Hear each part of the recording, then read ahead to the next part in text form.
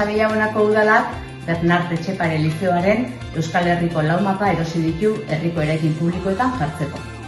Ikusten dezuen bezala, udaletxeko herritarren arreta zerbitzuan jarri dugu ja gurea dagoeneko. Honakoa, mapa bat baino askoz gehiago dala uste dugu, Ipar Euskal Herrian ere euskeraz ikastearen aldeko elkartasun ekimen bat baita. Aurrera euskera, aurrera Bernart Etxepare Lizeoa. Mila esker Amazabillabonako udalari Bernart Etxepare Lizeoak ateratako mapa hau gure esku jartzeagatik. Mapa baino gehiago da. Zude izu pedagogiko bat baino haratago efektu editu bat isladatzen du. Euskal Herriko txoko guztietan euskaraz bizi pentsatu eta noski gure herria eraikitzen laguntzeko handia da.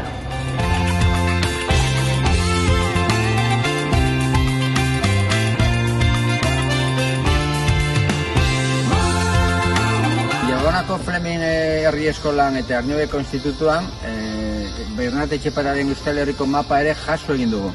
Ipar Euskal Herrian euskeraz ikastearen alde. Animatu eta euskeraz ikasi. Ipar Euskal Herrian ere. Aupa, animo! Bernart Etxeparen hitzak Euskal Herria osora ekarriko ditugu bere hitzak eta gure musika jarriko. Mapan gu gara Euskal Herria.